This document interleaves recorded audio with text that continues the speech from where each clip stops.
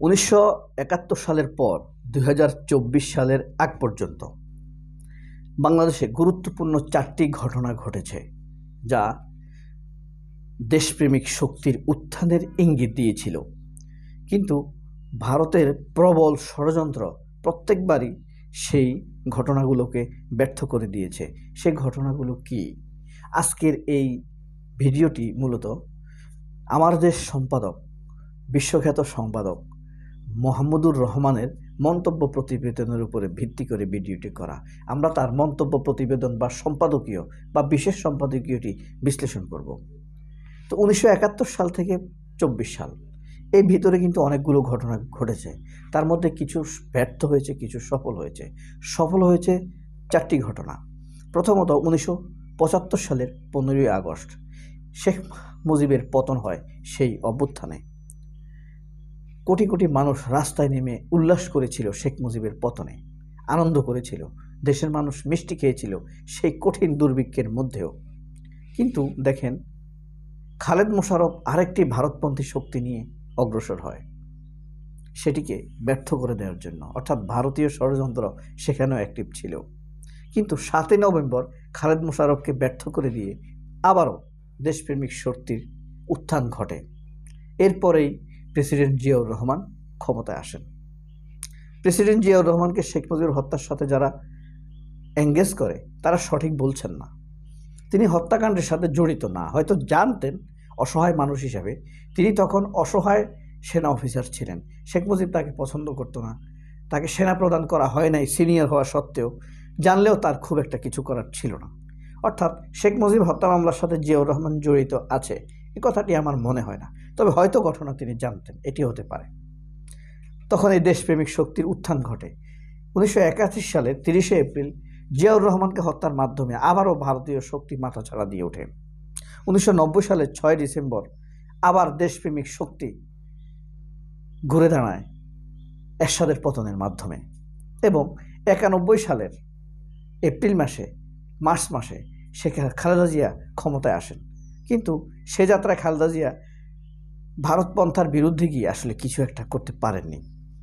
এছাড়াও 2013 সালে হেফাজতের আন্দোলন, 2014 সালের বিএনপি এবং জামায়াত ইসলামের গণতান্ত্রিক আন্দোলন, যেটিকে আওয়ামী লীগ সন্ত্রাসী আন্দোলন হিসেবে প্রতিষ্ঠা করেছিল মিডিয়া বা সাংবাদিকদের সহযোগিতায়।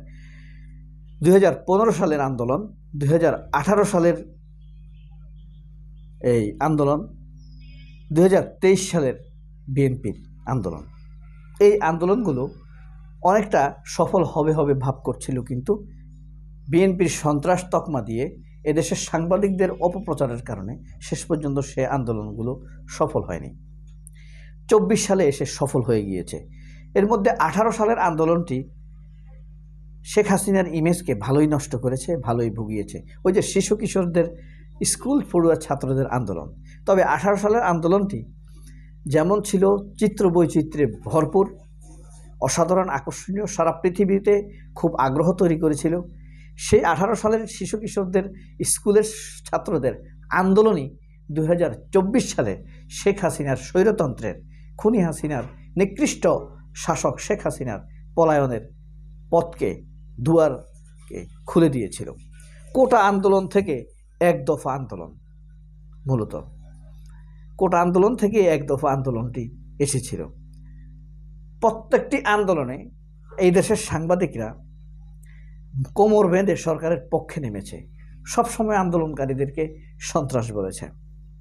এবং ভারতীয়, দ্বিতীয়ত হলো আবু সাঈদের মৃত্যুর মাধ্যমে ভারতের পোশাককে খুলে দিয়েছে, পোশাক ধরে টান দিয়েছে।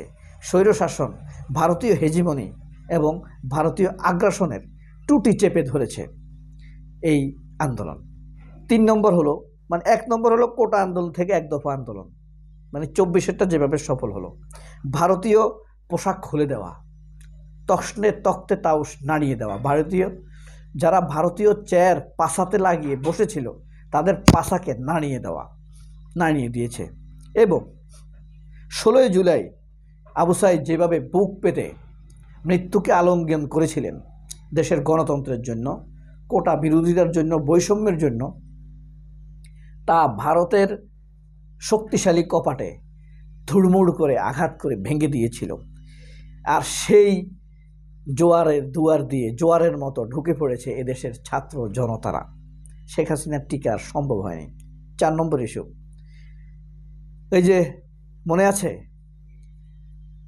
একটা লাশ পড়বে মানে 10টা, মরে যাব মানে মরেই যাব, খেয়ে ফেলবো মানে খেয়ে ফেলবো।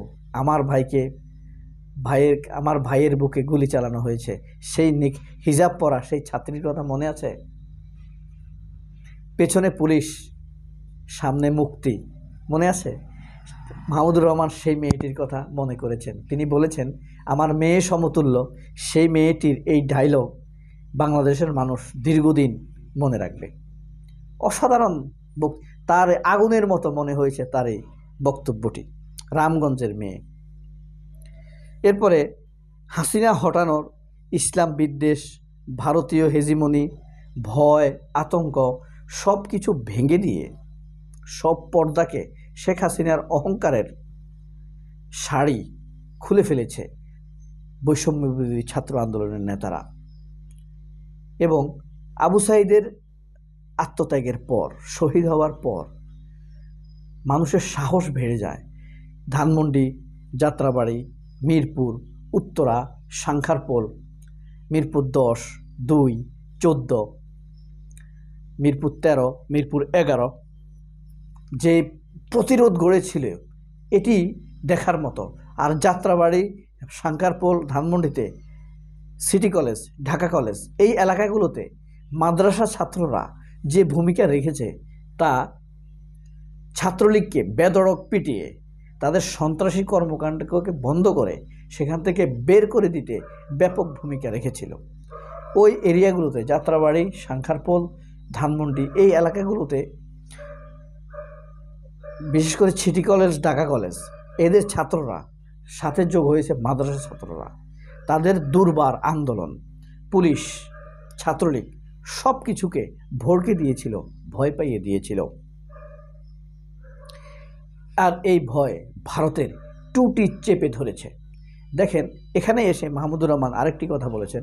1975 সালে যখন শেখ মুজিবের পতন হয়, এদেশের মানুষ, আপামর মানুষ ছিল খুশি। কিন্তু এরপরে আওয়ামী লীগ ক্ষমতায় এসে দেখেন মিথ্যাকে, এদেশের মিডিয়া নিয়ে মিথ্যাকে এমনভাবে প্রচার করেছে, মানুষ 1975 সালকে ঘৃণা করতে শুরু করেছে। এমন বয়ান দাঁড় করিয়েছে যে সেটি অপরাধ ছিল। ঠিক মাহমুদুর রহমান এই আশঙ্কাই ব্যক্ত করেছেন যে 24 নিয়েও হয়তো 30 বছর 40 বছর পর আওয়ামী লীগ এমন মিথ্যাচার করবে যে 24-এর ছাত্র আন্দোলন অপরাধ ছিল। সেই আশঙ্কা থেকে মাহমুদুর রহমান কিছু পরামর্শ দিয়েছেন যে বেশি বেশি 2024-এর আন্দোলন নিয়ে লেখালেখি করা, এটার ব্যাপারে বয়ান তৈরি করা। ছাত্রদের আন্দোলনটি ছিল স্বৈরশাসক খুনি হাসিনার বিরুদ্ধে, দুর্নীতির বিরুদ্ধে, ভারতীয় হেজিমনির বিরুদ্ধে এই চর্চাটি অব্যাহত রাখা এবং বৈষম্য বিরোধী ছাত্র আন্দোলনের নেতাদেরকে সম্মানের দৃষ্টিতে দেখা। এই ব্যাপারগুলো মাহমুদুর রহমান তুলে ধরেছেন। অর্থাৎ 1975 সালে 2024 সাল পর্যন্ত, 71 সালের পরে যে ঘটনাগুলো ঘটেছে, 75 থেকে 24-এর মধ্যে এই আন্দোলন এবং সাফল্য, ব্যর্থতা এবং আন্দোলনগুলোর পরিণতি নিয়েই মূলত এই মন্তব্য কলামটি তিনি লিখেছেন। প্রত্যেকটা আন্দোলনই, যে 4টি আন্দোলন প্রধানত সফল হয়েছে 24 ব্যতীত, প্রত্যেকটার পরেই কিন্তু ভারতীয় শক্তি একটি অ্যান্টি বয়ান তৈরি করেছে। যেমন 1975 সালের 15 আগস্টের পর মানুষ ছিল খুশি, খালেদ মোশাররফ এসে এটাকে এলোমেলো করে দিলেন, কিন্তু বেশি দিন পারেননি। 7ই নভেম্বর ঘটে গিয়েছে সিপাহী জনতার বিপ্লব। আবার 7ই নভেম্বর চলে আসলো। আবার এই 7ই নভেম্বরকে ভারত ব্যর্থ করে দিল 81 সালের এরশাদের মাধ্যমে। এরশাদ ভারতীয় শক্তি হিসাবে ক্ষমতায় আসলো। আবার দীর্ঘদিন ভারতীয় শক্তিকে এদেশে শক্তিশালী অবস্থান দেওয়ার চেষ্টা করা হলো। ভারতীয় শক্তির পতন হয় 1990 সালের 6 ডিসেম্বরে এরশাদ পতনের মাধ্যমে। আসেন 1990 সালে 20 মার্চ খালেদা জিয়া। কিন্তু খালেদা জিয়া অনভিজ্ঞ থাকার কারণে ভারতীয় শক্তি টালমাটাল অবস্থায় আবারও বিএনপির ভিতরে ঢুকে যায়, বাংলাদেশের ভারত বিরোধী দেশপ্রেমের বয়ানকে তারা সচল হতে দেয় না। এর মধ্যে 13 সাল, 14 সাল, 15 সাল, 23 সাল, 18 সালের শিশু কিশোর আন্দোলন সব কিছুই অল্প অল্প হাসিনাকে ভুগিয়েছে, কিন্তু চূড়ান্তভাবে অগণিত হত্যার মাধ্যমে তারা এই আন্দোলনগুলোকে ব্যর্থ করেছে।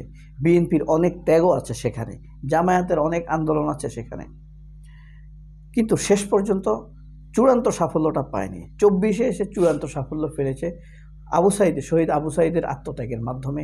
নারী, কিশোর, শিশু, ছাত্র, জনতা, রিকশাওয়ালা, ড্রাইভার সবাই যখন আন্দোলনে নেমে এসেছিল, সবাই তখন সফল হয়ে যায়। এবার আর কিন্তু 24-এর আন্দোলনকে ব্যর্থ হতে দেয়া যাবে না। সবাই অনেক ভালো থাকবেন। আল্লাহ হাফেজ। 24 সফল হোক। বৈষম্য বিরোধী ছাত্র আন্দোলন জিন্দাবাদ। আল্লাহ হাফেজ। আসসালামু আলাইকুম।